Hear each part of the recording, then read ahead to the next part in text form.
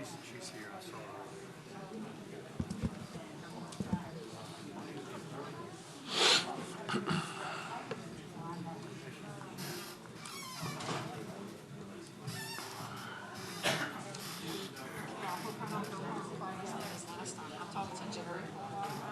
Uh-huh.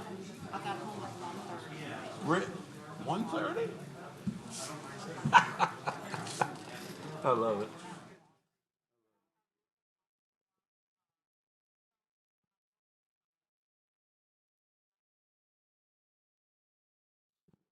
Good evening, ladies and gentlemen. If everybody could take their seats, we'll get started.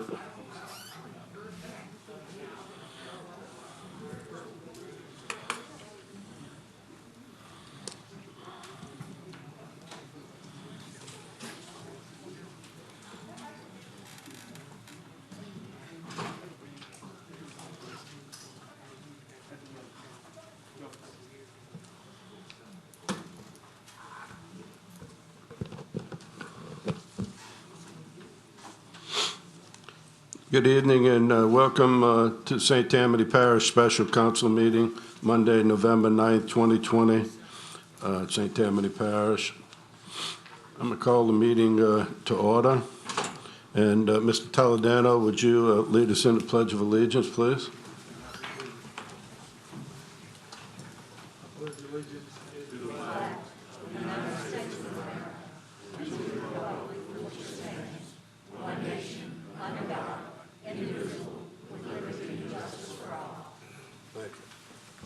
Mr. Fitzgerald, would you lead us in the invocation, please?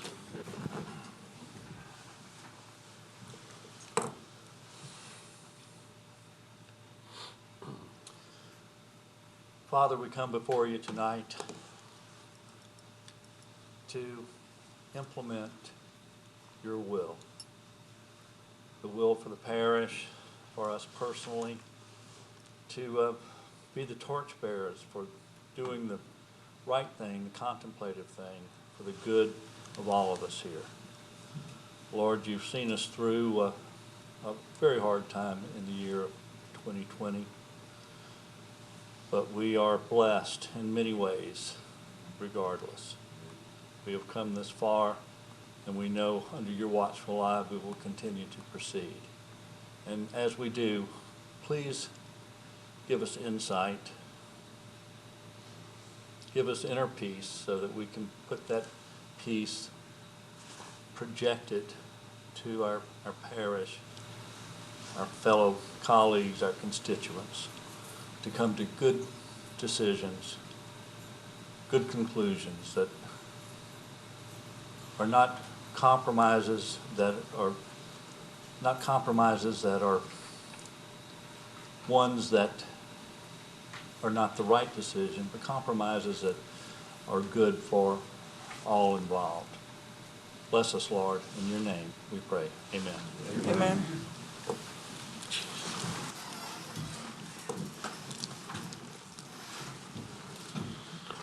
Madam Clerk, could you call the roll, please? Mr. Dean? Mr. Fitzgerald? Present. Ms. Casabon? Here. Mr. Davis? Here. Ms. Tanner? Mr. Toledano? Mr. Lorino? Here. Mr. Canulet? Here. Mr. Mike Smith? Here. Ms. O'Brien? Here. Mr. Stefanczyk? Mr. Bender? Here. Mr. Airy? And Mr. T.J. Smith. We have a quorum. Thank you, ma'am. Before we get started, I'd like to remind everyone that's wishing to speak tonight to please fill out a card. They're in the front. And if you could, just fill out a card and we'll have that. And you can speak. If there's no card, we'll not be allowed to speak. But public comment, a 3-minute time limit is established for each member of this public wishing to speak for or against an item on the agenda except appeals. And we have no other items on the agenda. Appeals tonight are 10 minutes per side, 3-minute rebuttal, and 2-minute conclusion. I may ask a couple of We have a couple of them, one that's two appeals, we might put them together, and I'll get into that when the time comes. But first off, I'd just like to let people know in the audience that appeal number 1, Stephen Mott appealing the zoning commission denial, that one will be pulled and not voted on tonight. Number 2, Stephen Mott appealing zoning commission, that one will be pulled and not voted on tonight. Also, number 6, Rochelle A. Swanson appealing the zoning commission approval. That one, the appellant has submitted a letter of withdrawal. So if anyone's here for that one, that will not be heard.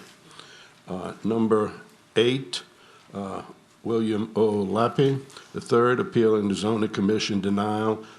Applicant has submitted a letter of withdrawal also, so that one will not be heard.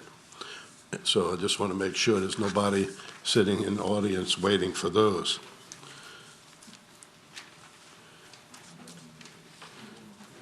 So we'll go to number 1.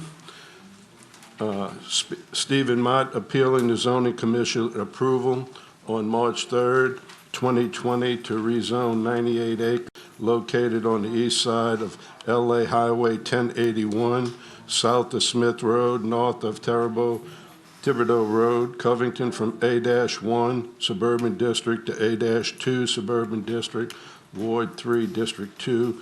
Mr. Fitzgerald?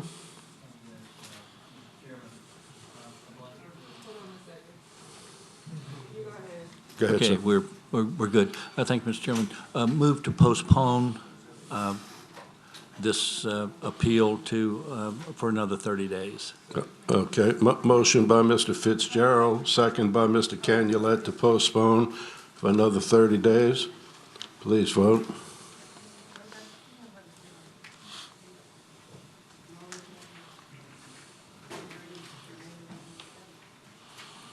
Mr. Mike Smith?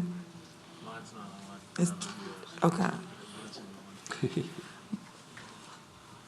By way of a verbal yes for Mr. Mike Smith, the motion is unanimous with 1 absent. Thank you, ma'am. Number 2, Stephen Mott appealing the zoning commission approval on March 3rd, 2020 to rezone 141 acres located on the east side of LA Highway 1081, south of Smith Road, north of Thibodeau Road, Covington from A-2 Suburban District to PUD, PUD, Plan Unit Development Overlay, Ward 3, District 2. Mr. Fitzgerald? This second appeal is also related to the first. Move to postpone it for another 30 days, please. Okay. Motion by Mr. Fitzgerald, second by Mr. Canulette. Please vote.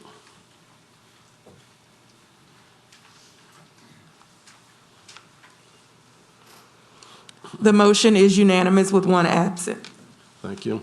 Number 6, Rochelle A. Swanson appealing the zoning commission approval on September 1st, 2020 to rezone 10.45 acres located on the east side of Highway 190 Road, south of Robin Hood Drive, and north of Selma Road, Covington from A-3 Suburban District to NC-1 Professional Office District and HC-1 Highway Commercial District to HC-3 Highway Commercial District, 2.87 acres, HC-1 Highway Commercial District, 3.78 acres, and NC-1 Professional Office District, minus 3.78 acres. Ward 3, this applicant has submitted a letter of withdrawal. Ward 3, District 5.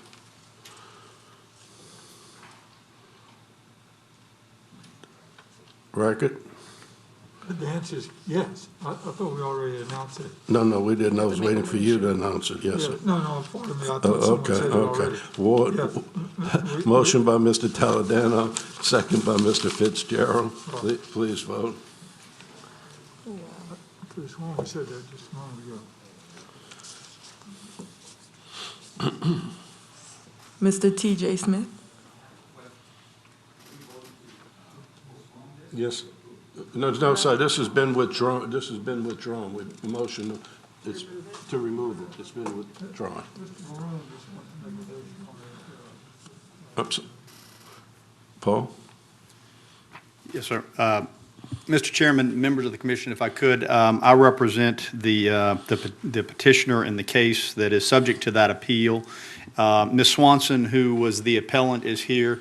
We just wanted to take this opportunity, I wanted to take this opportunity to thank Ms. Swanson, some of the other members of the Kings Forest subdivision for their efforts over the last 30 to 60 days as we worked through some of the issues that gave rise to the appeal.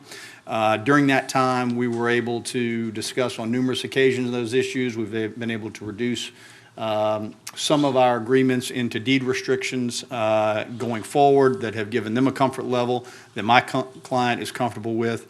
And so we're here tonight, simply wanted to put that on the record, also to thank Ms. Swanson and the members of Kings Forest, and thank Councilman Toledano for his efforts in helping to allow us to reach a compromise so that we were able to move forward and the appeal was able to be withdrawn. I was just here in case y'all had any questions. We worked on 5 additional restrictions and have come to a agreement, and after that agreement was reached, I submitted a letter to Mr. Marone and the council to withdraw the appeal. Thank you. Thank you. Yes. I just want to, before Ms. Swanson leaves, I want to compliment her and the great members of that board and some of the residents of Kings Forest. It was a great exercise in the community working together to get a resolution with the developer. They did a great job. Mr. Marone and his group, the Peretti group, worked diligently on it too, and it really is a perfect example of how people can come to some compromise if they sit down at the table together. Thank you very much, Ms. Swanson. Thank you, and thank Mr. Marone and his client. It was a long process, but it was one that, we feel that both sides can work towards, and it should be an example for things to happen in the parish in the future. Very much so. Thank you. Thank you, ma'am. Okay, we had a motion and a second. Please vote.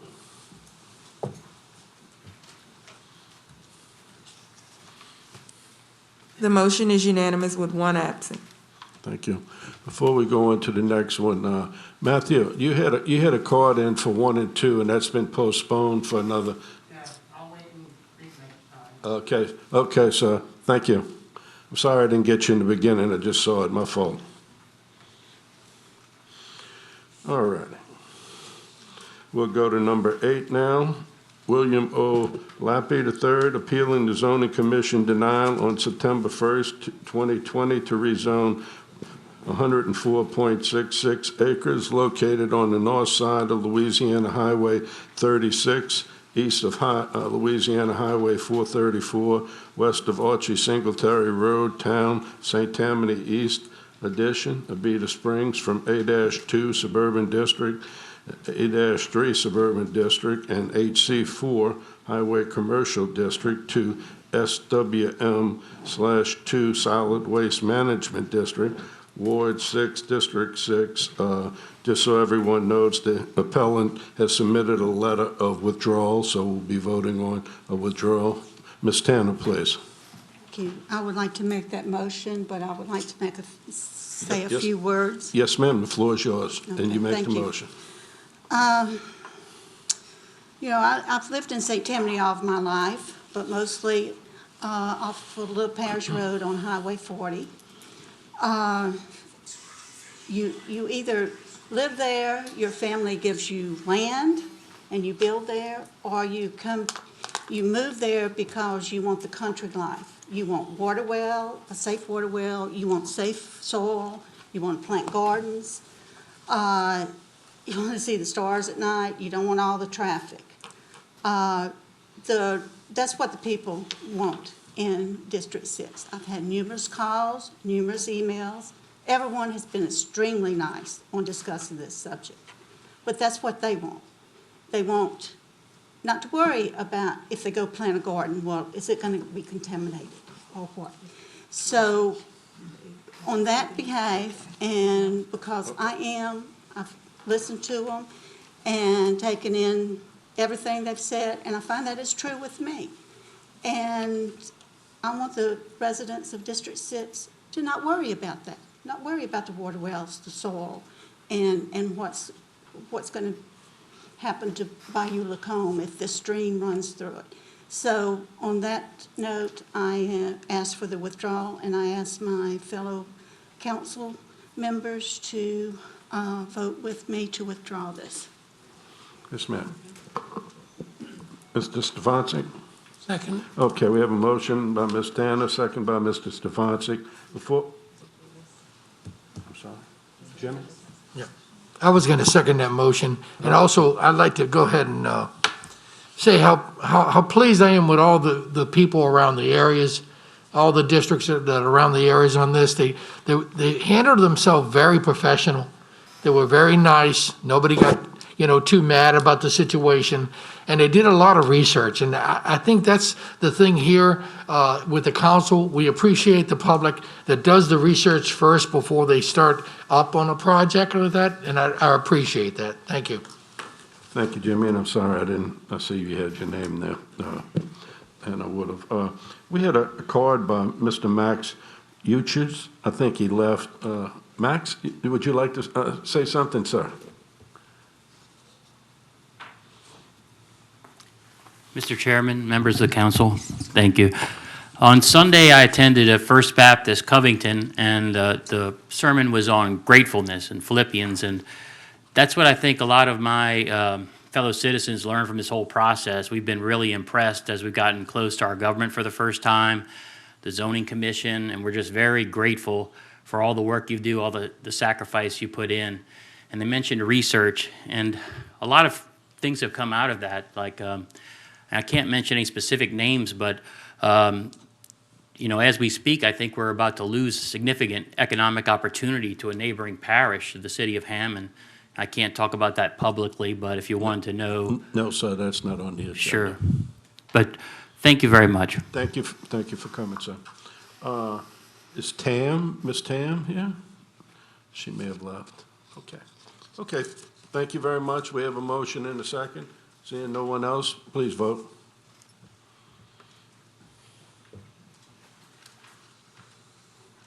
The motion is unanimous with one absent. Thank you. We'll go to number 3, and Mr. Toledano, we have number 3 and 4. They're pretty much the same as I look at them. Would you have a problem if we handle them at the same time in discussion? And what I'll do is I'll allow 15 minutes for both sides instead of the normal 10 minutes.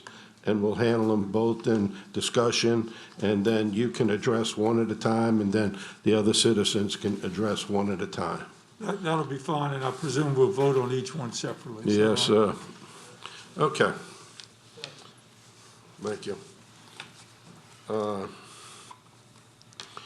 Number 3, Joyson Lowe, Martha S. Maxwell, Eric Gay, E.C. Sutherland, John R. Turbell, Julian Cloud, et al., appealing the zoning commission approval on September 1, 2020 to rezone 83.51 acres located on the south side of Dove Park Road, west of St. Tammany Trades and LA 59, Mandeville from A-1 Suburban District, A-1A Suburban District, and I-1 Industrial District to A-3 Suburban District, Ward 4, District 5.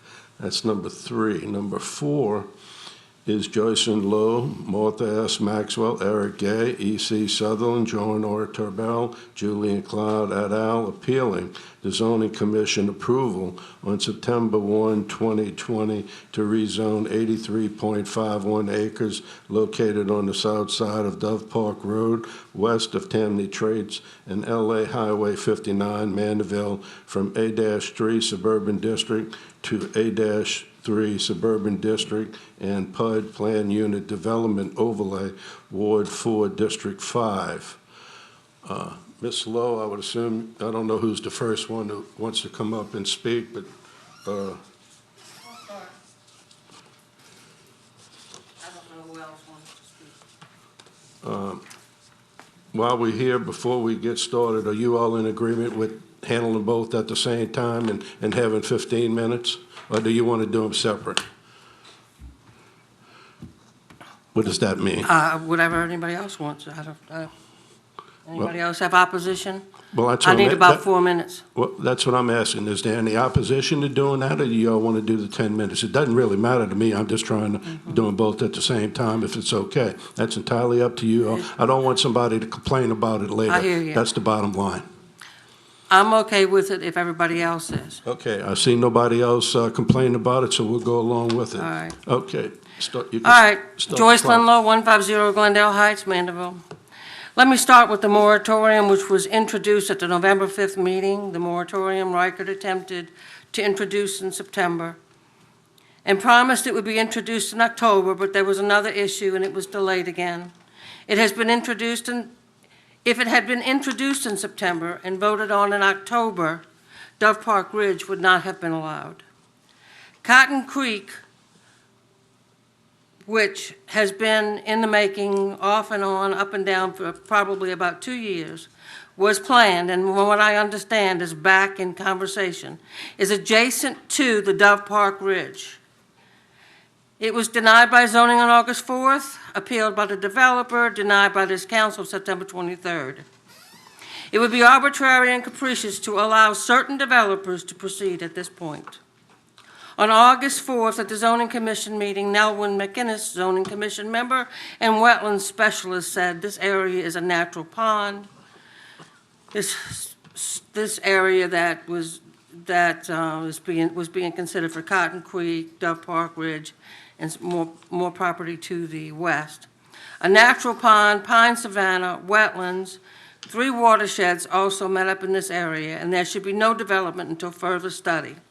Likewise, Ken Ress, another zoning commission member who lives in the area and is acutely aware of issues, agreed Cotton Creek should not go forward. Remember, Dove Park Ridge borders the proposed Cotton Creek. A comprehensive study that Mike Cooper and Riker Toledano have agreed on is scheduled to begin, I believe it's the first of the year. The area of the study is I-12 to Sharp Road, Highway 190 to Highway 59, which both of these subdivisions are within the central area of that. The study will be, as I understand it from Mr. Cooper, traffic, drainage, and utilities. Maybe others, I'm not being particular, but I do know that those are 3 of the words he used to me. Money has been spent, the contract, I understand, has been let, and however, so only certain people can develop in this area is what I have to say.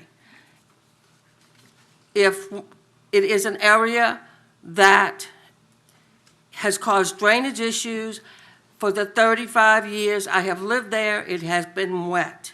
Recently, it has become much worse, and we have dubbed it the ring of water, as you've heard before. Flooded streets and property is becoming a bigger issue in the area.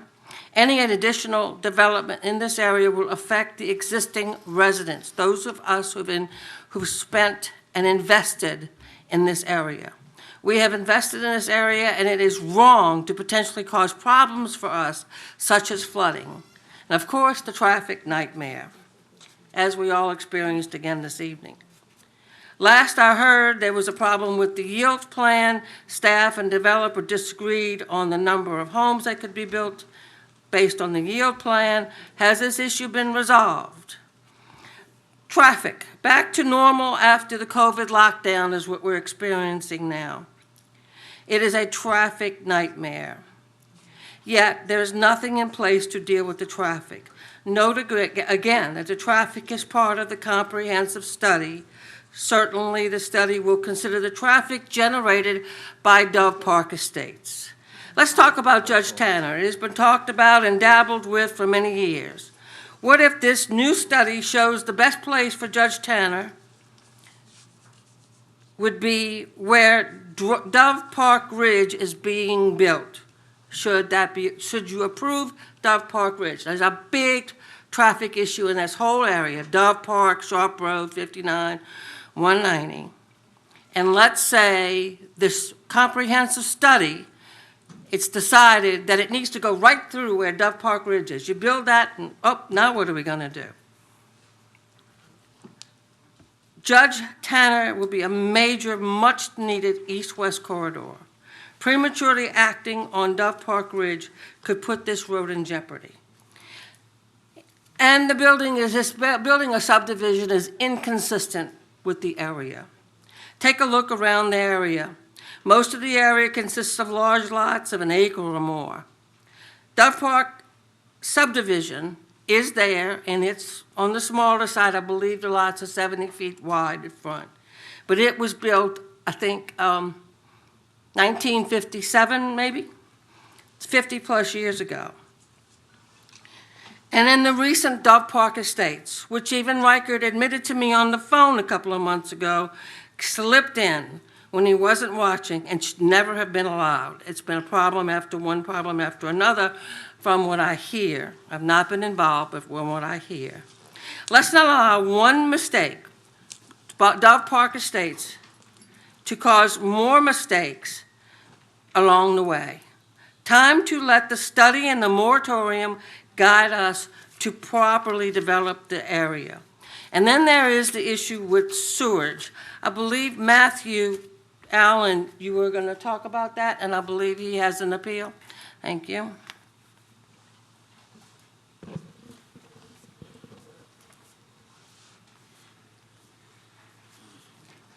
Good evening, council members. Matthew Allen, 13058 Major Lane, Folsom, Louisiana, and I'm speaking on the behalf of North Shore River Watch. We're really concerned with the waterways around here. And as the petitioners brought up before, they're planning a new sewage plant for this, a small package plant to discharge into an impaired waterway. Now, in 2012, the DEQ did a study and said that in order to improve these impaired waterways for dissolved oxygen, that they would have requirements for new sewage. One was that it would have no impact. That's just one of the requirements for it. In addition, they would also have to bring in some of the existing poorly treated sewage discharges, which there are many in this area. You know, Dove Park Ridge has a problem with individual septic tanks. There's no requirement for that right now. And in that respect, I would also like to point out that the developers knew that this is going to be a very difficult one before the last meeting. They made the statement that we're going to have a sewage plant. Okay, that's great. But just before the meeting, on August 26th, they received from the DEQ a letter recommending that you explore alternative options, such as incorporation to existing permitted sewage systems, effluent reduction, alternative treating methods, and et cetera. I'd like to submit this. There's a copy of it for the record. We'll get it, Matthew. Okay. Now, these small package plants are listed as one of the causes for these impairments in the river. They're the least regulated. In general, these permits get tested once every 3 months. So if there's a problem, they could go months without knowing it. The parish has known for over 8 years since the TDML came out about the need to regionalize the sewage treatment. The preferred equities was permitted to expand in 2012, just before the TDML was implemented, but never expanded. Parish has not been leading on this. And you need to lead this to protect one of our important economic drivers, the ecotourism, the waters, the rivers, the paddlers that use it. We have a whole economy based on this around the Tchefuncte River and other rivers with TDMLs in the parish. If y'all keep doing the same, it's not going to get better. And are y'all really going to hurt one of our economic drivers? People come from Denham Springs and Baton Rouge for the weekends to relax on our rivers here. So this new sewage plant into here, without taking up any of these others, is really a bad idea. And it will be fought. And actually, just last year, the federal courts ruled that the Chesapeake Bay TDML implementation was enforceable. That was a federal appeals court that did that. So the more of the same will hurt a large portion of our economy on this side of the parish, based on ecotourism, boating, fishing, etc. So also, I noticed the parish submitted a water quality model graph not dated to the DEQ, done by the parish engineering. So the parish has tried to help with this, and it actually had the wrong dissolved oxygen standard on it. The 2.3 milligrams per liter revised standard was actually thrown out by the federal court last year. And so even the graphs they're submitting have bad information on them. Thank you. Thank you, Mr. Allen.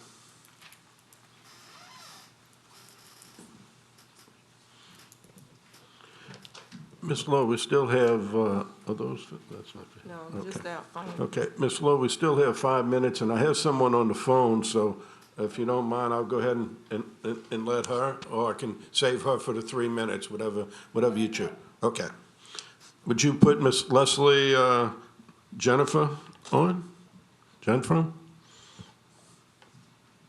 Leslie? Miss Leslie?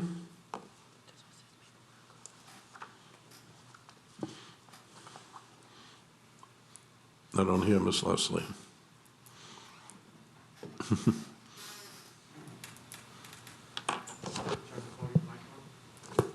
Is my mic on? Yeah. It's on. Miss Leslie?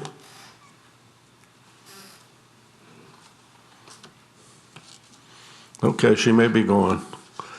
Thank you. If she calls back, please let me know, okay? Okay, Ms. Lowe, you have about 5 more minutes, or, I've said my piece. I don't know if anybody else. okay, all righty, thank you.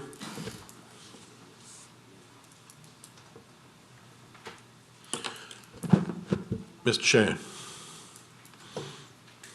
if you have anything to say. Yes, sir. I appreciate the opportunity. Yes, sir. Good evening. Jeff Shane of the Jones Fussell Law Firm, P.O. Box 1810 in Covington. I represent the developer of this project, Dove Park Ridge LLC, Mr. Kelly McHugh being the principal with me this evening. I appreciate Ms. Cook handing out documents that I have previously sent you by email and also by mail, which I believe are an accurate fact sheet about this project. What I would like to do, rather than respond to some of the specific concerns expressed initially, is I'd like to tell you the story of Dove Park Ridge, because I think it's important for you to know and understand. This case is actually a second filing, if you will.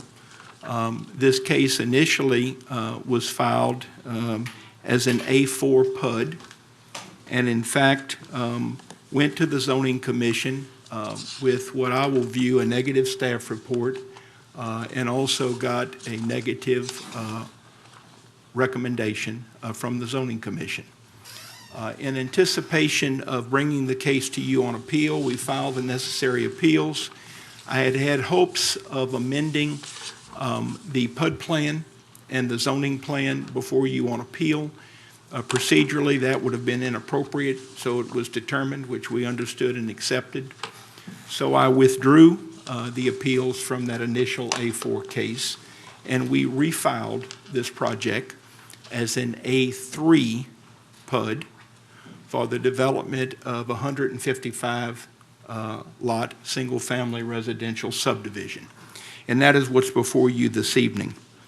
So if you look at the fact sheet with me, that is my outline, but I think it's important because it's going to really hopefully bring out some critical facts that will enlighten you or allow you to better understand what this project is all about. First and foremost, the A3 PUD has a recommendation. In my view, the staff comments were very favorable, but most importantly, the Zoning Commission recommended to you as a council that you rezone this property A3 and that you also rezone it with the PUD plan that we have presented to you this evening. Please notice that item 2 was a statement from staff in the staff report designating the site to be developed as a planned district with single-family residential uses and a focus on conservation and contiguity among adjacent developments. Item 3 clearly states, and again quoting the staff, is not opposed to the request for the A3 zoning designation as a large amount of the petitioned property is currently already zoned A3. So how is that tract of property zoned today? Look at item 4. 49% of this tract is currently zoned I-1 industrial. This is clearly a downzone request to an A3 PUD. 23% is already zoned A3, the zone we're seeking. So 72% of the tract, in my view, either has the zone or a much more intense zone in its current state. The other 3 zones that you see there, I have the acreage, that's A1, A2, and A1A. Notice number 5, the staff report tells us the Dove Park Ridge PUD is proposing to utilize the A3 Suburban District zoning designation for single-family dwellings and garden homes. Staff has determined that the allowable density will be appropriate for the neighboring residential corridor. The tract for the proposed PUD is suitable in terms of its relationship to the Parish Comprehensive Plan. Very strong statement in my view. Item 6, I'm now comparing the prior A4 plan that was abandoned and the current A3 PUD.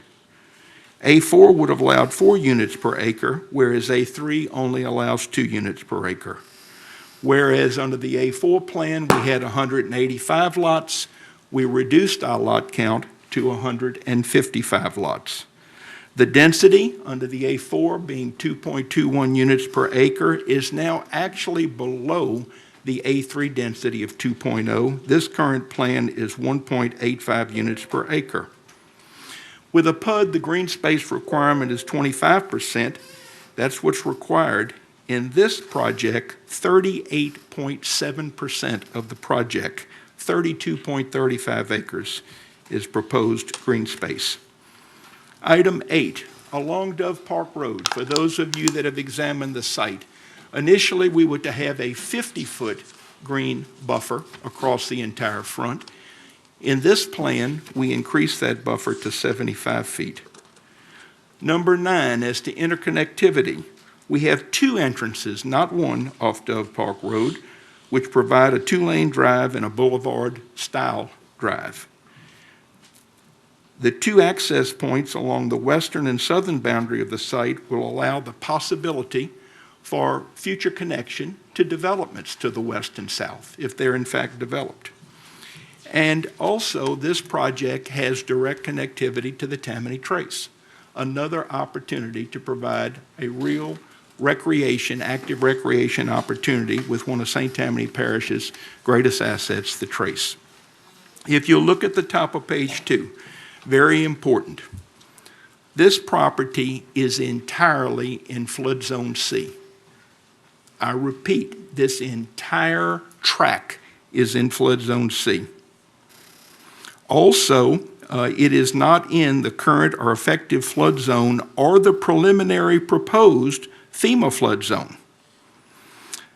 The nearest flood zone north of Dove Park Ridge 100-yard flood elevation is 19 feet, and the lots in this subdivision will be at a minimum elevation of 24 feet, thereby placing the house elevations at a minimum of 25.5 feet, 1 foot above, which is 6.5 feet above the published preliminary flood zone. With regard to wetlands, the statement was made that this property is all wet. No, only 19.10 of the 85 acres are wet, and of that 19.10, 15 acres, 80% are going to be preserved within our green space. Sewer, water, and water quality. I have good news for all, and particularly Dr. Allen. There will be no on-site treatment facility. We, in fact, will be procuring sewer from Utilities, Inc. Utilities, Inc. has provided an availability and willingness to serve letter that has been submitted to staff, and it is part of our design. Again, there will be central sewer provided from a regional plant currently in place, owned and operated by Utilities, Inc. Our water will still come from Tammany Utilities from the parish. So we have good sewer and water sources that do not in any way suggest environmental issues. From a water quality standpoint, Dr. Smythe of your staff on June 16 confirmed by email that she had studied both the wastewater and the stormwater runoff from Dove Park Ridge, and I quote, "will have minimal impact on the water quality of Little Creek or Ponchatoula Creek." These were concerns that were expressed early in the game about what type of water quality would be leaving this project. Let's talk about traffic and drainage. Always very important issues, and issues for many of you as council persons that you've expressed that you really want to have information on at the time you're considering zoning. I don't think I've ever had a project when I've come to you and been able to say that I filed for a traffic and drainage study. In this case, it was in March of 2020 with your staff. And I'm happy to say after multiple reiterations where the staff makes comments, the developer studies the comments and submits a revised study, we believe that we are now at a point where we have a completed or approved studies. And in fact, those studies will be considered by your planning commission tomorrow night as it relates to this project during preliminary subdivision. I've given you the information in item 12 with regard to our traffic and drainage efforts, but I want to emphasize item D in 12, which is really unique. I've asked my engineer, Mr. McHugh, on more than one occasion to make sure I have the right number. With drainage, as you know, the ordinance requires that the post-development rate of runoff be compared to the pre-development rate of runoff and that it be diminished by 25%. With the improvements my client has made for the drainage system in this project, that rate of runoff will be decreased by 64%. Not 25%, not 47%. It's now 64%. And we're very proud of that, I might add, because we think it's going to make it an excellent drainage system, and it's certainly, hopefully, evidence that we want to make sure that we're being very fair to our neighbors downstream as it relates to where these waters are flowing. With regard to compatibility, staff has told us they've determined that the allowable net density may be appropriate for the residential corridor and to accommodate the concurrent request for the planned unit development. Staff has determined that the proposed PUD may allow the subject property to be developed in coordination and substantial compatibility with the surrounding residential area. But in my view, maybe we've saved the best for last. That's page 3 at the top, item 14. Through the encouragement of Councilman Toledano, who has watched this project since it left the Zoning Commission and has talked to us about it on occasion, he has asked us to go above and beyond and to try to make this development a model development, not only in his district, but one that hopefully will be a standard setter for other developments in the parish in the future. In that regard, my client has agreed to build the detention pond first before any other infrastructure on the site, so that all of the water on the site will not bleed in any way, will be captured, and will be properly discharged. There's always a concern that people are going to get in and start tearing up the land, and the water's going to go everywhere. And in fact, there have been occasions, situations similar to that. We're going to eliminate, hopefully, that possibility by building the detention pond first. Number 2, with regard to lot clearing, this is something that Mr. Toledano felt very strongly about. There will be no clear cut of the lots. And furthermore, we have designated areas of hardwood protection and hardwood plantings. In fact, I've given you a drawing attached to your memorandum that confirms that even if there are no hardwoods in the front yard of each lot, 2 hardwoods will have to be planted. It also confirms that there will be a green space of 25 feet to the rear of each lot, where there likewise will be plantings and greenery as well. At This is an attempt to make sure that we have no reason to destroy what otherwise is a beautiful piece of land, and to try to allow these homes to be developed in a very natural environment. Last, but certainly not least, because this project is not in a flood zone, because it would not be in the proposed FEMA flood zone, there are no considerations as it relates to fill mitigation. For that reason, there is no reason for pier or raised construction to be mandated in Dove Park Ridge. Again, at the request of Mr. Toledano, this developer is willing to incentivize those that buy lots in Dove Park Ridge, economic incentivization. We're going to decrease the price of the lot if the builder is willing to build a raised home on pier. We're going to do that in the garden home section, not throughout the entirety of the subdivision. It doesn't mean we would prohibit raised construction throughout the subdivision, but we have assured Mr. Toledano that in the cluster of garden homes, we are going to try to start a trend. And we're going to do that with economics to entice builders to consider the raised construction as an alternative. We don't need it in terms of flooding or fill mitigation, but we think, again, it's in good keeping with the type of residential development that St. Tammany Parish probably deserves and expects to see in the future. In my closing remarks, I'd just like to say that I don't know that I've ever had a project that started so far to the left and kind of ended up so far to the right. I realize for those in the audience, they may feel like that it's basically the same project. But I'd like to think that if you looked at that fact sheet pretty carefully, you can see that there have been an awful lot of changes since this project was first filed.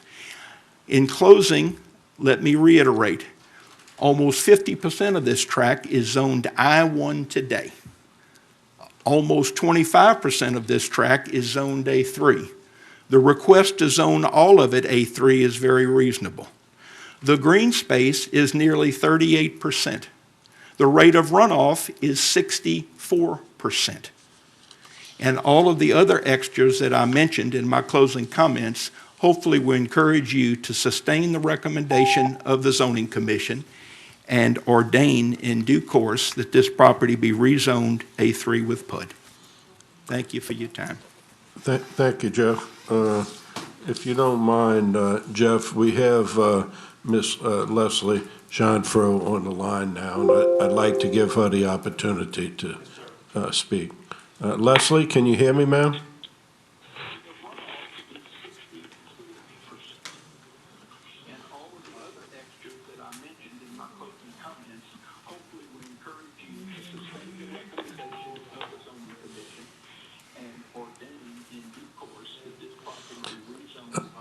Leslie, we can't hear you for some reason. Can you speak a little closer maybe into the phone? Hi, can you hear me now? Yes, ma'am, we can. Please start over.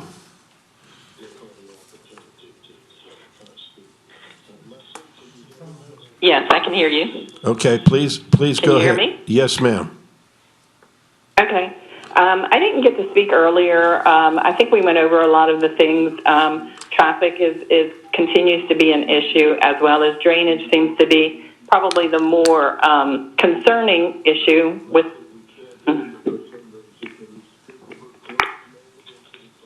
What about now? Yes, ma'am, I can hear you. Hello? I can hear you. Do you have a TV going or something? We have some feedback? I do have you on the computer, so let me try and shut that off. Thank you.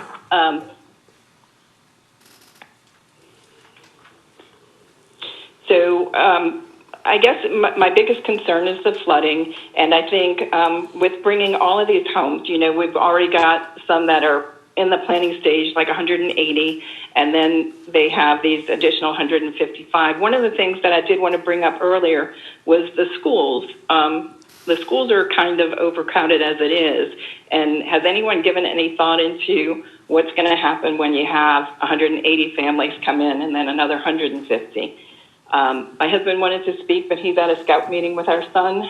So he wanted to address the quality of life. I know you talk about the units and all of these things, but most of us that, like in one of your other districts, wanted to have more of the rural life, more of the well system, more of the, make sure your soils are good.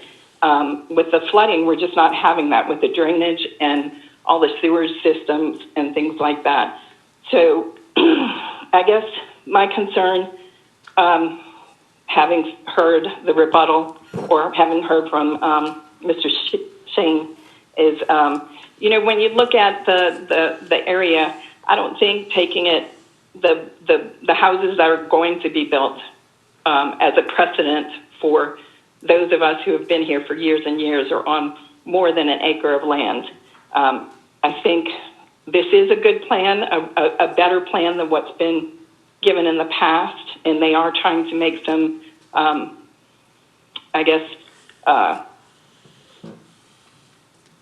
way to a compromise. But I think we really need to follow what the staff had recommended, and it wasn't the 155 homes. I think we all knew this area was zoned the way it was, and I get that you need to rezone it to make it, I guess, a profitable thing for the developer, but I would like to know that our concerns are being addressed, especially things like flooding in schools, because that's why we moved here. Thank you. Thank you, ma'am, for taking the time and holding on. We appreciate it. Thank you. Okay, we'll go to the 3-minute rebuttal. Ms. Lowe? And maybe Mr. Allen might want some of it, so. Sure. Okay, sir. I realize that Mr. Shane and his developer and Mr. McHugh have been working back and forth with this project, but so did Cotton Creek. What I find with this is it's one good for one, but not quite good for the other. And it concerns me.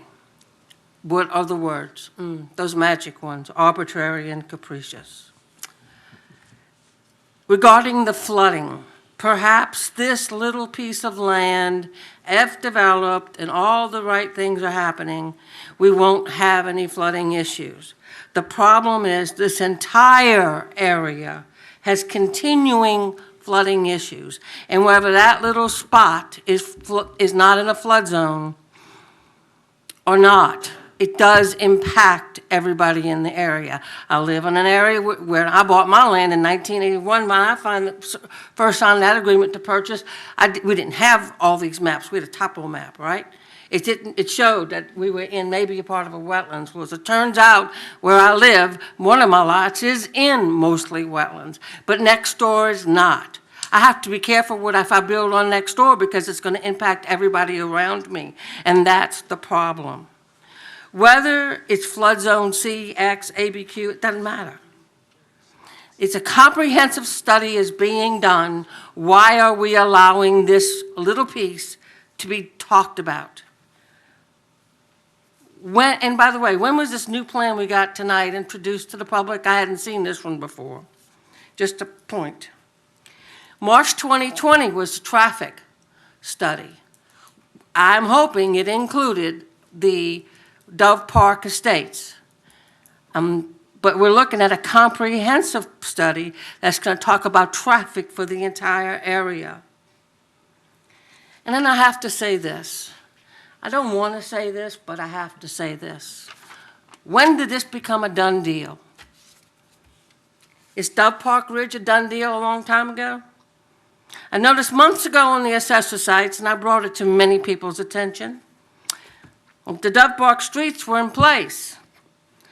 I just find it curious that the streets already have names. They've had names for a long time. We have Rudolph Drive, Kickapoo Court, Markel Lane, Favre Drive, Dove Park Ridge Drive, and Havertshire Loop. And then the other day, I see the Planning Commission agenda come up November 10th. So I'm assuming y'all figured out a long time ago that this council was going to pass this because it's on the Planning Commission agenda for tomorrow night. What if we decide to appeal it and take it to the 22nd? Thank you. Thank you. Mr. Allen? I don't know how much time, I can't see behind me, but. 5 seconds. Well, I'm gonna give you a minute, 2 All right, minutes. Go ahead, thank sir. you, Chairman Lorino. First off, I'd like to say thank you for addressing the sewage concerns. I think that's the most give I've ever seen in here from the developers. But still, this is going to be an increased discharge, and the TDML does require you to start taking in some of these other ones to enforce it. And there is definitely problems in the Dove Park Ridge area with individual sewer plants and all that. Really should be on a centralized sewage system for the parish. And that is for the parish leadership. So I hope you'll start leading in this and start protecting our waters a little bit better. Thank you. Thank you, Matthew. Jeff, you have 3 minutes, sir.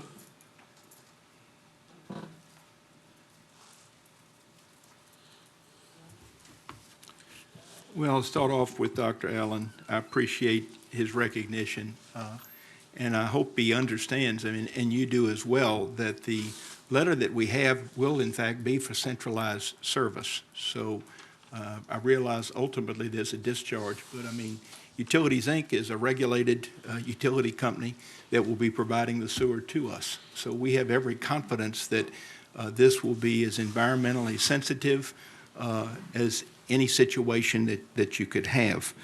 I'm going to be careful with regard to my comments about Ms. Lowe. I think I'm just going to call it a mischaracterization and leave it at that because this project's too good for me to talk about the things that she said. I think there are a few things, though, that are important. This is not Cotton Creek. Cotton Creek was 212 acres to the south with a 3-to-1 density. This is 83.5 acres with less than a 2-to-1 density.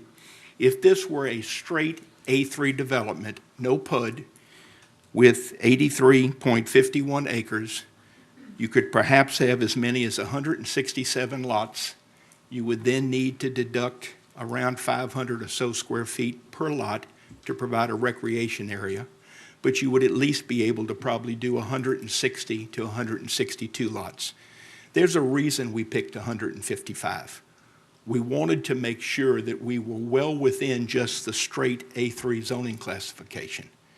So this is, to me, what we should be hoping for. Let's also not lose sight of the fact that 50% of this site is I-1. Now, there's nothing wrong with I-1 if you're in an I-1 area, or if you're in an industrial park, or an area near the interstate, et cetera. And I'm not suggesting that there's not some industry in this area, but my gosh, if we want to talk about making things more compatible for people that live in that corridor, 50 acres, or 50% of this, 40 acres of industrial, now going to single-family residential. The plan that you have tonight is the same plan that was filed and presented to the Zoning Commission from which this matter was appealed. There are no changes other than some of the extra things that we've added, but the layout, et cetera, are all the same. I think, and also the traffic study includes Dove Park Estates. That is the development on the north side of Dove Park Road, just across from this.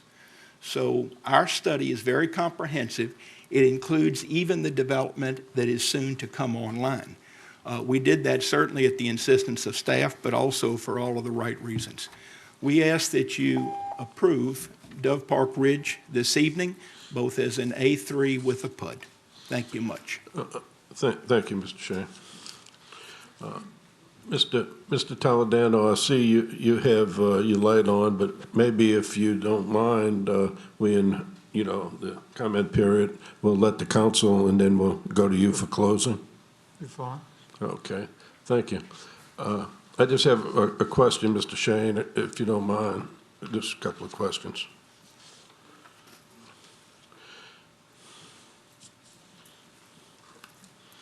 Yes, sir.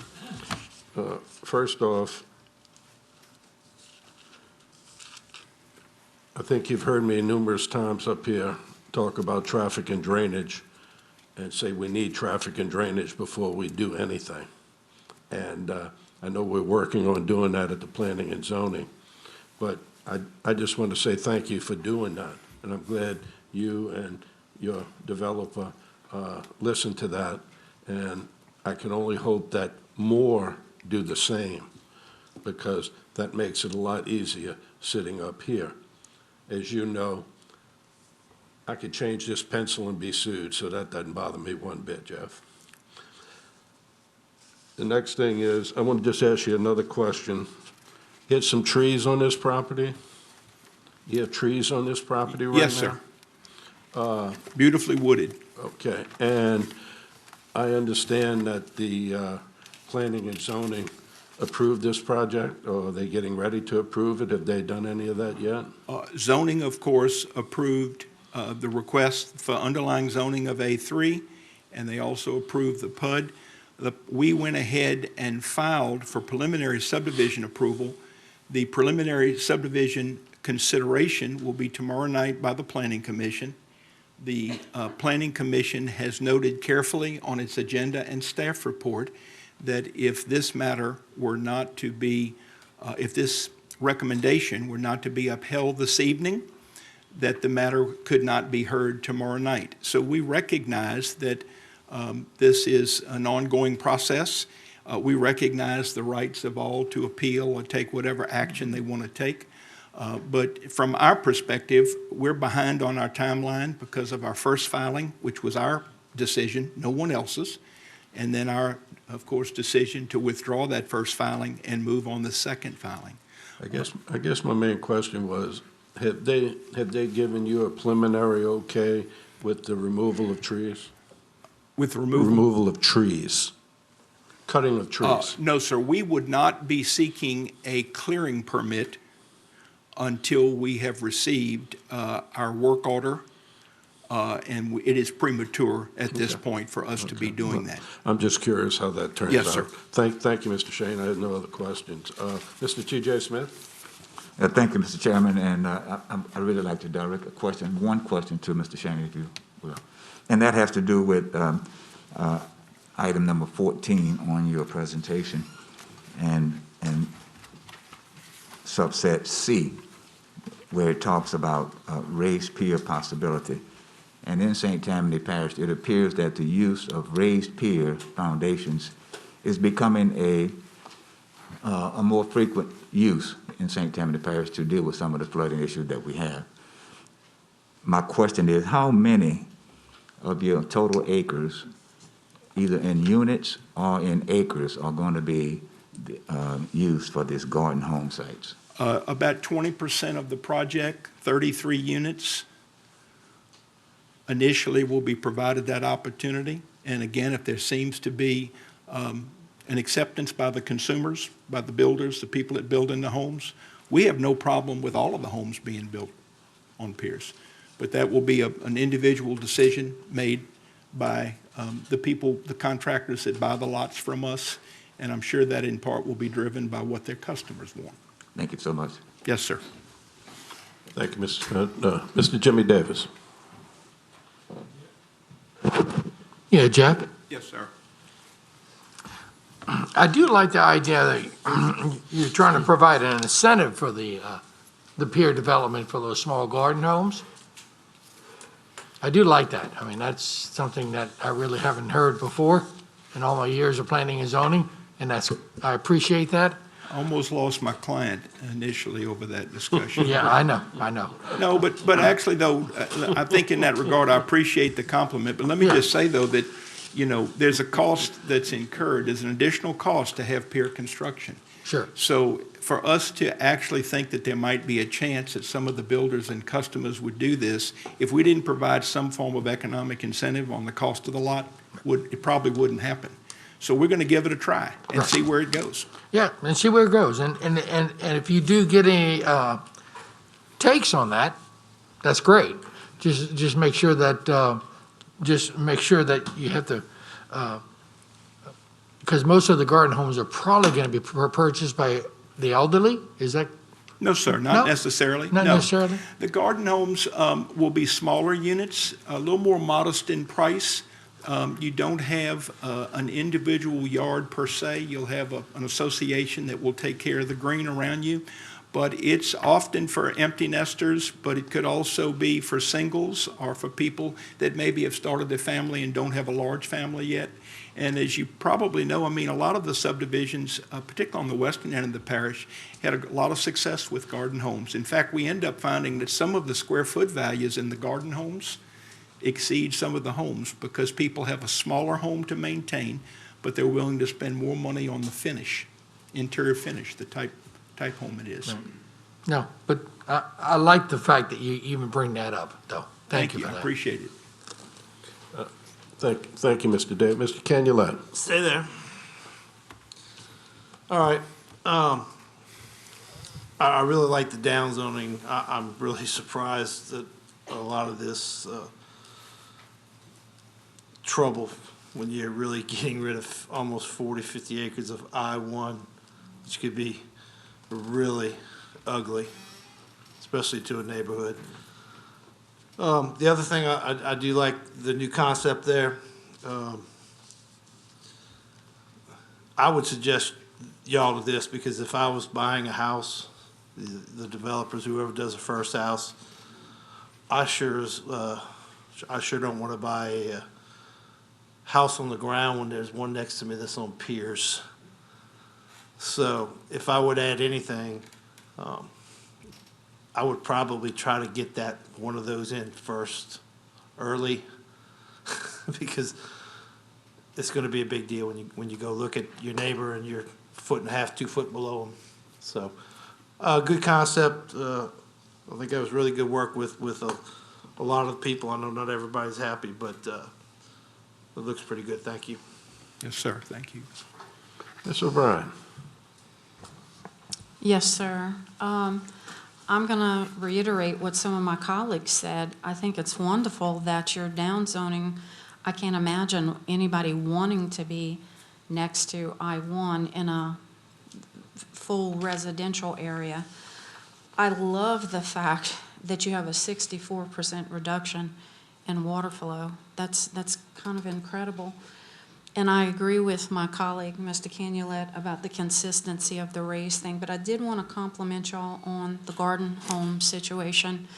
I will say that there have been multiple people that live in my district that have rather large homes, and there's not as many garden homes as we probably have need or desire for. And I know there's multiple people that have said, they don't want to leave where they've lived all their lives, where their families live, where their friends live. It's so expensive to maintain a big home. Sometimes as you get older, you may have a 2-story home that just doesn't work anymore. So I see more and more of a demand for garden homes. So I want to compliment y'all on having that, because I think that's a public service to our community. People don't want to leave this area to find what they're wanting to live in. And we probably have much more of a market for that than we realize. So I think overall, I think it's a great plan. Thank you, Ms. O'Brien. Mr. Bender? Thank you, Mr. Chairman. Just a brief comment. I'm not going to go over, Mr. Shane, the things that my colleagues have gone through. But, another positive note with the tiered homes that you're referring to, and I think based upon what I heard about this is in flood zone C, correct? But, take a zone less than C, for example. There's also a benefit to the homeowner in that their flood insurance is going to come down dramatically. So, that factors into, as we all know, what your escrow is on your mortgage. So I hope this works out well as far as the sales go. I think it's going to be interesting to see. So thank you. Thank you, Mr. Bender. That was short. I appreciate that. Mr. Toledano.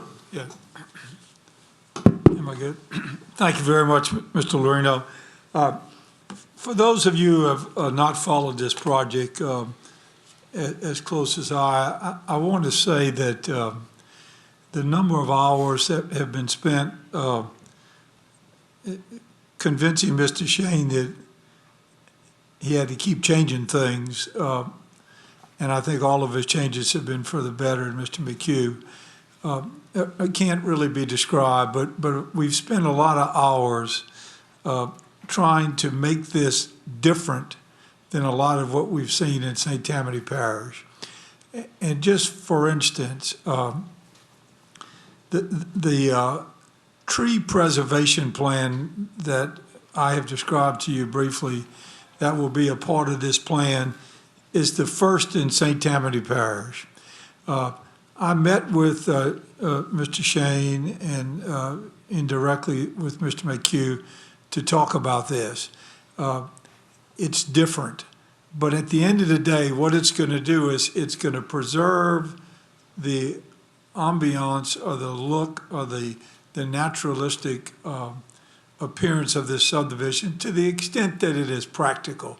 That is to say, when you build in an area that was formerly all woods, there's a change. But I think going forward, the lesson that we all learn here at our council, and I've had discussions with Mr. Liner in his department, is that contrary to what most people think, when you build a subdivision, you got to cut every tree down. You don't have to cut every tree down. And these gentlemen will be the leaders in showing to other developers in this community there's a better way to do business. And to me, just using common business sense practices, there's value in those trees. So in the long run, the product that is sold to the public is going to carry a higher value as a result of those trees. So that is something that after we see this one built, I'm going to go to Mr. Line. I've already told him, go to the planning department, go to us, and get that made into an ordinance. Excuse me. I think it will be a great thing for our community. When we started this project, I said to Mr. Shane, I want to change the setback. There's a lot of great trees out there. I don't want it to start as a stark, here's another subdivision. They moved it back to 75 feet. The density, we went and batted that ball around multiple times. The density from what originally was their concept, I'll call it, to where it is now substantially changed. At each stage, Jeff would tell me, well, gee whiz, I got to go back and talk to them about this. And he did, and every time they came back and they did what I asked. And I do appreciate that, and I say that for the record. We talked about the drainage and traffic studies. Although not required, we have talked about this at this council level, and we say that it's prudent for us to have information on that. They've done it in advance. So what we've done is we've taken an area next to Clico, mind you, on Dove Park Road, and we're going to make it into a unique and different, attractive subdivision, residential, at a much lower density than what would otherwise be the rule, as opposed to some industrial user coming in there, wouldn't have to do anything else, it's already zoned, and turn it into an industrial facility, which if I lived on Dove Park Road or anywhere close to it, I would not want an industrial facility there. So the vigilance of Mr. Allen and Ms. Lowe, although some of her comments, I scratch my head and I wonder, why did you throw that in? Because you lose some impact in what you're saying. But be that as it may, to each his own. But I appreciate both of these people's diligence. I appreciate the people that have come to talk to me about this and given me some input, some of which product, i.e., for instance, it's time to stop cutting all the trees. Well, I felt that anyway, but they just reinforced it. So I do appreciate their comments. I would think this subdivision is almost a pleasant surprise to Mr. Allen, and I say that with a little grin, but seriously, because a lot of the things that I've heard this good gentleman speak to up here has been done in this subdivision and will be done. I would tell you, members of this council, that there's not anything that I find that they did not answer my request. I think we will be proud of this. Look, as a practical matter, I live on Three Rivers Road. If the property across the street from me never got developed, that would not hurt my feelings. But that's not reality in St. Tammany Parish. So what you try to do is bring a quality product to the neighborhood that will be a benefit. This is a much, much smaller project than Cotton Creek. It doesn't compare, frankly, in any sense of the word. I would urge and offer to you a resolution, or rather a motion to, in this case, concur with the zoning approval, saying to you that this thing has been vetted by me and others more than you could possibly imagine. Okay, thank you, Mr. Toledano. I'm read it just for the record. Jason Lowe, Martha S. Maxwell, Eric Gray, E.C. Sutherland, John R. Tarbell, Julian Cloud, et al., appealing the zoning commission approval on September 1st, 2020 to rezone 83.51 acres located on the south side of Dove Park Road, west of St. Tammany, L.A., Highway 59, Mandeville, A-1 Suburban, A-1A Suburban District, and I-1 Industrial District to A-3 Suburban District. You have a motion to concur with the zoning commission. One more thing. Just think about it in St. Tammany Parish.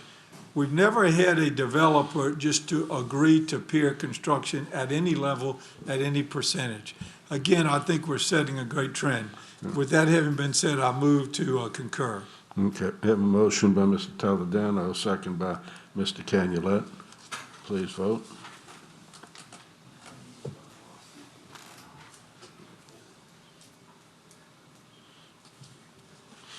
The motion is unanimous with 2 absent. Number 4, Jason Lowe, Martha S. Maxwell, Eric Gray, E.C. Oh, okay, I'm sorry, I need a motion to introduce. Motion by Mr. Toledano, second by Mr. Canulet. Thank you. Number 4, Jason Lowe, Martha S. Maxwell, Eric Gray, E.C. Sutherland, John R. Tarbell, Julian Cloud, et al., appealing the zoning commission approval on September 1st, 2020 to rezone 83.51 acres located on the south side of Dove Park Road, west of St. Tammany Trades, and L.A. Highway 59, Mandeville, A-3 Suburban District to A-3 Suburban District, and PUD, Plan Unit Development Overlay. Motion by Mr. Toledano. Second by Mr. Fitzgerald. Please vote.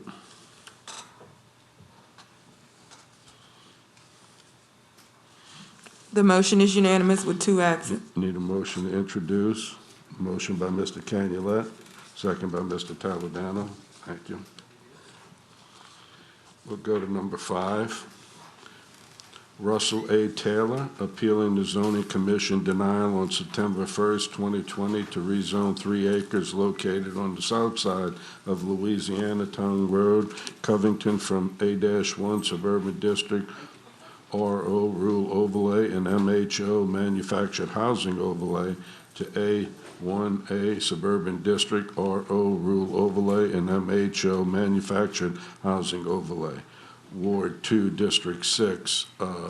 Mr. Tanner, there you go, sir. Come on up, sir. Thank you for the opportunity to speak. Yes, sir, just please state your name for the record. Russell Taylor, And you have 50601 10 minutes, so take your time. Okay. The reason for requesting this rezoning, I'm a lifetime member of Washington Parish. Spend most of my time in the St. Tammany Parish. And this rezoning would allow me and my family to purchase 3 acres from Miss Roxanne LaPre and build a single-family home. So that was the reason for the request. Also, my mother and father-in-law live close by, which are elderly people, and they need someone closer to them to make sure that they stay well. That's really all I had to say. Thank you. Okay. Ma'am? Hi, my name is Roxanne Lepre. Yes, ma'am. I own the property. On May 18th, I sent a request to Councilman Richard Tanner asking him for his support with this. He wrote back to me on May 24th. He said, "At this time, I do not see a problem with you proceeding with the process. I even outlaid in the email that it was going to be only 3 acres." So with that, we went ahead with everything. And then we find out it gets denied Okay. because it wasn't 5 acres. Well, we went on the presumption with what he said at the time, that he didn't see a problem with the 3. So that's all I have. Okay, thank you, ma'am. I have no one else. That's all we have for questions or rebuttal on this issue. Ms. Tanner? Thank you.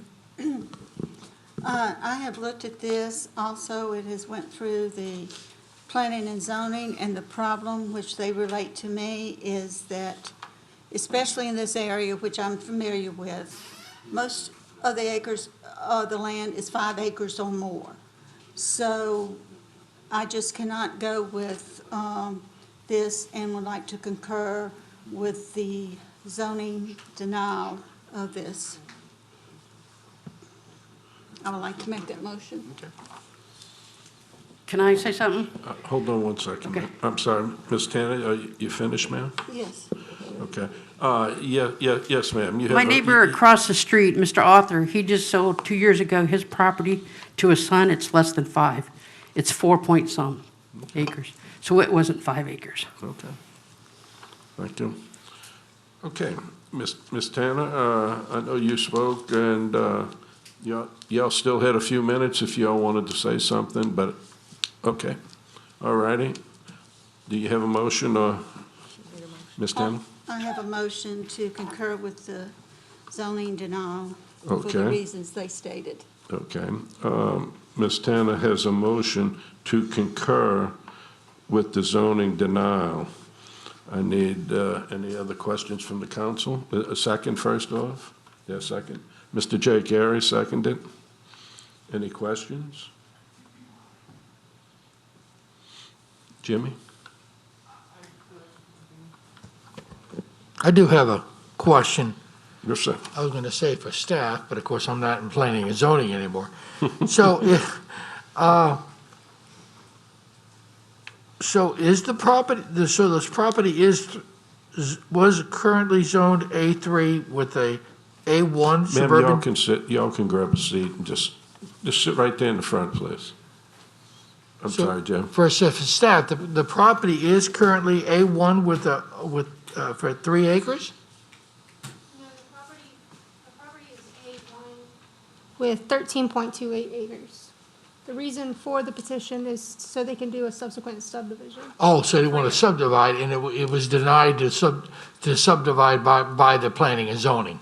It was recommended for denial to rezone. Okay, so it wasn't already A1 accidentally on a parcel that was A3, and it was just trying to be compliant, is that correct? That's correct. Thank you. Any other questions?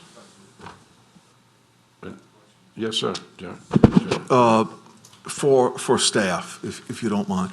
So I'm trying to learn a little bit more about Ms. Cheryl's area and that, okay? So at 13.28 acres, I'm not indicating that they want to do this, but if a person wanted to create 2 6.5-acre lots, that would be in compliance with the zoning? Yes, as long as you have a 5-acre lot size. Okay, thank you very much. Yes, ma'am. Yeah, Ms. Cheryl. I did recommend to them that they go for 5 acres. Yeah, I hear you. Thank you. Okay. Seeing no other questions, we had a motion and a second, please vote.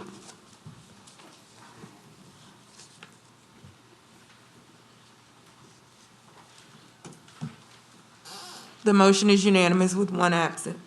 Thank you. I need a motion, Ms. Tanner, motion by Ms. Tanner, second by Mr. Davis for adoption of a resolution. No vote necessary?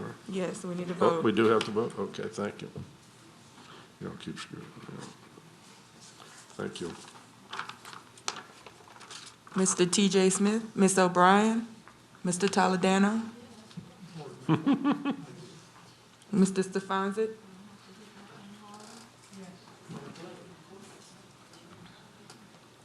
The motion is unanimous with one absent.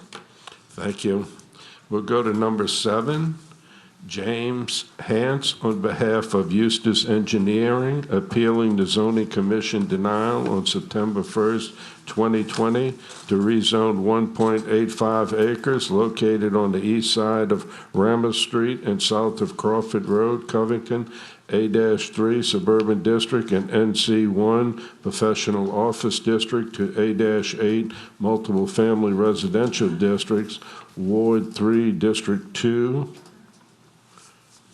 Mr. Fitzgerald, okay, sir. Hi, how are Hi. you doing, sir? Good evening. Yep, my name is James Hance. I'm the petitioner with Eustis Engineering. On September 1st, I came in and met with the zoning commission, and we were trying to get a zoning change to A8. This property is a land parcel. It's 1.85 acres. That would allow it up to 54 units. The majority of this land is currently zoned as NC1, small office. The back third of the property is zoned A3. Adjacent parcels are A6 and NC1 and MD1. Anyway, on September 1st, we went for A8, which was up to 54 units, recognizing that was a bit ambitious. We had good feedback from the zoning staff. In the report from the staff, they stated that A8 will allow for a maximum of 54 units, which far surpasses the density permitted by the adjacent A3 and A6, which is fair. As such, the staff has determined that A8 zoning is not appropriate and suggests the applicant consider amending the request to accommodate a less dense development. So that's why I'm here now, is to amend the request to a lower density. During my experience interacting with the staff and on September 1st, I know the two hot button issues, which is no surprise to everyone here, are drainage and traffic. So we have put together a conceptual plan. I haven't distributed it, but I emailed it out, and just to give you a flavor for it, this would allow for up to 20 units. And so the orange rectangle is very conceptual, but just to give you a flavor for the parking, the offsets, and of course you see all of the green, and then the blue is the detention area. So there's lots of possibilities on, of course, refining this design, but certainly to alleviate the concerns of drainage. There's no issues with maintaining drainage. On the traffic side of things, we have very light traffic imposed by the proposed 20 dwellings. We've estimated an additional 11 cars in the AM peak hour and 13 cars during the PM peak hour. This is less traffic impact than the current zone permitted use of NC1. So if we were able to develop this as it's currently zoned NC1 and build a veterinary clinic or a daytime doctor office or a business real estate office, we would have 18 cars during the AM peak hour and 22 cars during the PM peak hour. So that's a pretty substantially less traffic impact. And then I guess lastly was just really to talk about the concern with renting and renters and developing the property as a really this would be a buy and hold investment for rental apartments. Because the density is low, the tenant base and the type of units that are being constructed would be high-end, It's right next to the Trace. It's very a friendly area from a residential standpoint. So we believe that this is certainly a situation where we have very high-end tenant base and very a nice development. Of course, to be refined quite a bit during the design on that. So that's all I have for right now. Thank you, James. Mr. Fitzgerald?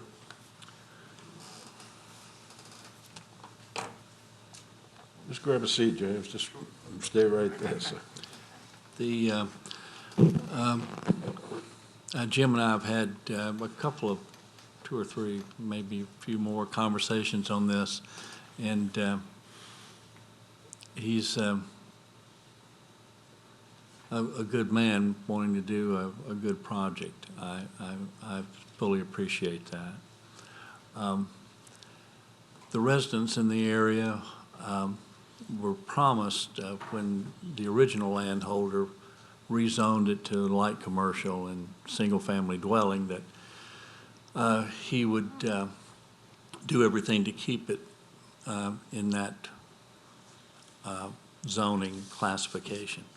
Well, we know I think he's passed away now, but the residents remember it, and not that that has anything in particular to do with this particular situation, other than in about a 10-block area there where everything is single-family dwelling, the residents do not want anything other than single-family dwellings.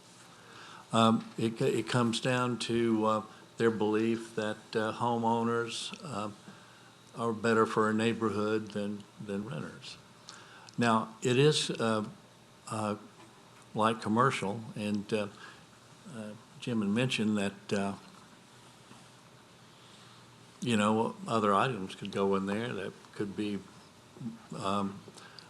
more intrusive than 20 apartments there.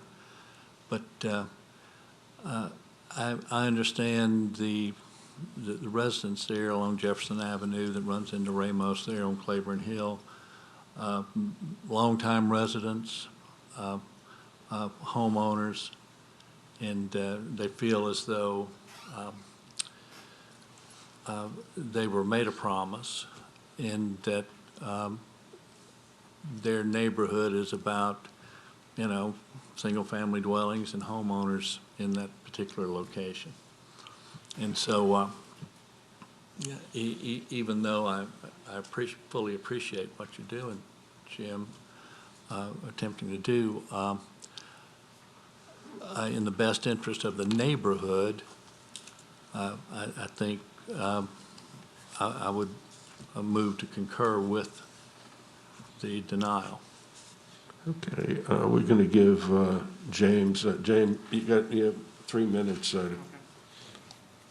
That's Mr. Fitzgerald's motion. We don't have a Just a second little yet. context. We purchased, I'm one of the partners with Eustace Engineering. We've owned the land. We purchased it after Hurricane Katrina. For the purpose of it was to allow for temporary storage of equipment when we evacuate during a hurricane. We've used it maybe once or twice. Since that time, it's been more than a decade we've owned the property. We've had it on the market for some time, and so it's remained vacant, and it's really not in commerce at all. So the intent here was to make it marketable and put it into commerce. And so that's a matter of background. But yeah, I think the adjacent parcel is A6. It abuts to it and is not single family. So it's not like this is completely inconsistent where we're surrounded by 5-acre lots that have single family homes on them. This is not that. I think I've addressed the traffic and the drainage, and don't know. Kind of shot me down there, but I think what we've proposed is light on the density side and is very reasonable. A couple of our partners live in Old Covington, so it's not just this is a New Orleans firm trying to sell something here. These are folks that have been in Old Covington and Covington for a long time. So we want to be, we're sensitive to that and, appreciate the area. So I don't know if that sways you at all. Thank you, James. Seeing no one else, Ms. Casabon? Yes, I was just going to, a little bit of the history too. This was also part of Mr. Thompson's area many, many years ago. And numerous times we came across things that wanted to be rezoned commercial in that area. And what we looked at was the things that could go into the NC1 professional, like dentist office and things like that. Because there are homeowners that's been back in the back, the Crawfords, for years and years, and a little bit, down behind what we call Claiborne Hill, behind there. It's just they've been there for so many years, and everything else grew up around them that it's just. It sounds like we're being hard, but it's just, they still consider it residential in nature, so like single-family homes. So I'll second Mr. Fitzgerald's. Thank you, Ms. Motion. Casabon. We had a motion by Mr. Fitzgerald. Was there a second? Oh, I'm sorry, I didn't hear you, Martha. Thank you. A second by Ms. Casabon. Seeing no one else, please vote.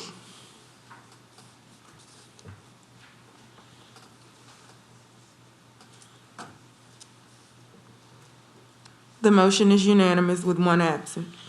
We have a motion by Mr. Fitzgerald, second by Ms. Casabon to adopt a resolution. Please vote.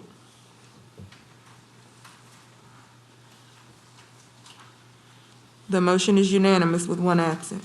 Thank you. Seeing nothing else, a motion by Mr. Smith, second by Mr. Bender to adjourn. We're going to go into, I'd like to have a vote from the motion and a second from the council. Motion by Mr. Smith, second by Mr. Stefanczyk to go into executive. Yes. To open up off the floor, we need a unanimous vote. It's not off the floor. Oh, it's not? Oh, no, okay. All right, executive session. So we just need a motion, vote by everybody on the council to go into executive session. What's the motion and the second? That's it? No, TJ and Steve. Okay. Yes. Okay. Okay, You can vote. please vote. Okay. I thought I was right. It's very seldom I'm right. The motion is unanimous with one absent. Thank you. Okay. If everyone would please just kind of work their way out, and we'll go into executive session, and then we'll come back in once that's over. Sarah, if you're still here. Okay, ma'am. Do you expect that you'll be voting on something when you come back in? Probably. I don't know. I can't look into the future. That's the point of you leaving, sis.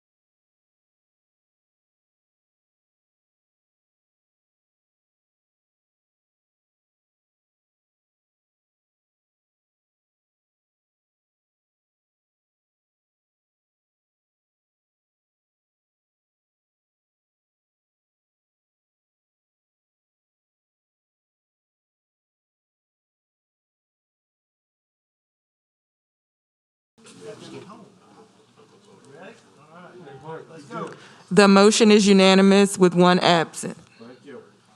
Okay. Okay, we're out of, anybody out there?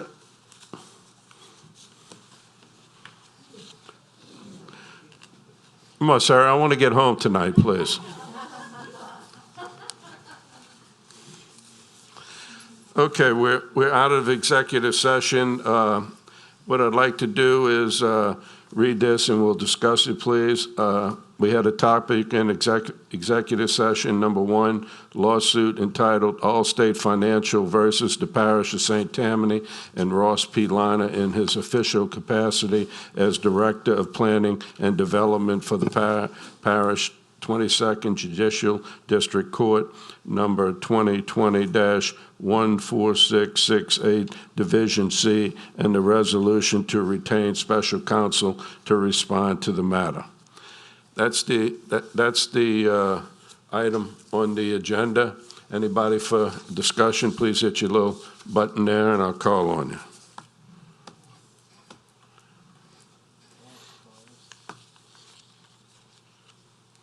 You didn't want to hit your button, but go ahead. You couldn't see it? It's not on there. Now it is, but go ahead. I guess nobody's going to say anything except I'm going to put a motion on the floor Okay. to hire Ross Liner and Jim Bradford. No, I'm not going to hire I'm Ross. sorry, I'm not going to hire Ross. Ross Liner, Lagarde. okay? I get the Rosses mixed up. I Ross do too. Lagarde I do too. And Ross Lagarde and Jim Bradford and his company as our lawyers. Okay, let me ask legal a question. Should I read these individually Yes. for the record and then vote on them individually? Yes.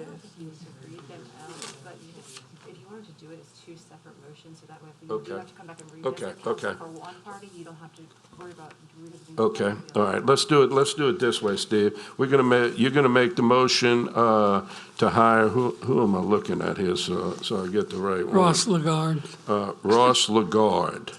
Okay, is there a second? Okay, we have Mr. Bender, go ahead. If I could add to that, to represent St. Tammany Parish government. Yeah, well, I was gonna, that's what I said. I think I should read it rather than just say it, okay? I'm gonna do what I wanted and just read it.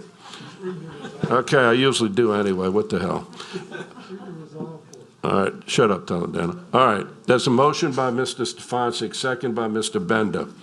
Whereas litigation has been initiated entitled Allstate Financial versus the Parish of St. Tammany and Ross P. Liner in his official capacity as Director of Planning and Development for the Parish, 22nd Judicial District Court, docket number 2020-1468, Division C, and whereas Section 4-03B of the St. Tammany Parish Home Rule Charter authorizes the parish government to retain special counsel upon approval by the St. Tammany Parish Council. And whereas the St. Tammany Parish government recommends the appointment of Ross F. Lagarde, APLC, and associated attorneys and paralegals. Mr. Lagarde is an experienced attorney with the requisite experience to render special counsel service and represent parish government regarding the litigation. And whereas the St. Tammany Parish government recognized that the course of litigation, it may become necessary to hire experts and hereby authorizing the hiring of experts as may become necessary. The parish of St. Tammany hereby resolves that necessity exists for the employment of special counsel to represent the parish of St. Tammany in this matter, and pursuant to the Section 4-03B of the St. Tammany Parish Home Rule Charter, St. Tammany Parish Council hereby authorizes, ratifies, and approves the employment of Ross F. Lagarde, APLC, and associate attorneys and paralegals as special counsel for St. Tammany Parish government, its employees, members, and officers in the above described manner. The compensation authorized to be paid shall be the current Louisiana Attorney Special Counsel rate. That's important to have. Okay, we had a motion by Mr. Stefanczyk and a second by Mr. Bender. And that's Yeah, exactly the way I made the motion. I know it did. And please vote.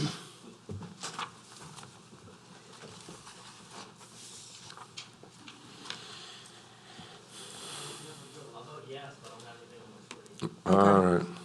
With a verbal yes by Mr. Airy, the motion is unanimous. Okay, we The have, motion passes with 12 yeas, 1 nay, and 1 absent. okay, thank you.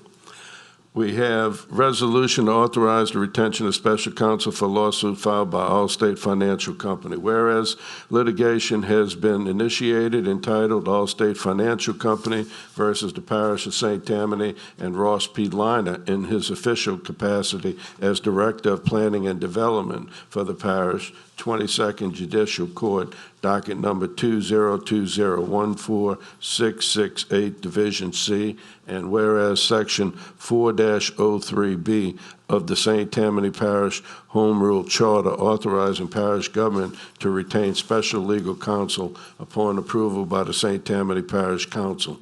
And whereas the St. Tammany Parish government recommends the appointment of James L. Bradford III, the law firm of Dagelfees and Knies, PLC, and associate attorneys and paralegals. Mr. Bradford is an experienced attorney with the requisite expertise to render special counsel service and represent Ross Liner in his official capacity as Director of Planning and Development for the parish regarding the litigation. Whereas St. Tammany Parish recognizes that the course of litigation, it may become necessary to hire experts and hereby authorize the hiring of experts and may become necessary. The Parish of St. Tammany hereby resolves that the necessity exists for the employment of special counsel to represent Ross P. Liner in his official capacity as Director of Planning and Development for the parish in this matter and pursuant to 4-03B St. Tammany Parish Home Rule Charter. St. Tammany Parish Council hereby authorizes, ratifies, and approves the employment of James L. Bradford, the law firm of Dagelfees and Knies, PLC, and associate attorneys and paralegals as special counsel for Ross Agard in his official capacity as Director of Planning and Development of the Ross Liner at Planning and Development for the parish in the above described matter. The compensation authorized to be paid shall be the current Louisiana Attorney Special Counsel. I have a motion. Motion by Mr. Canulet, second by Mr. Jimmy Davis. Please vote.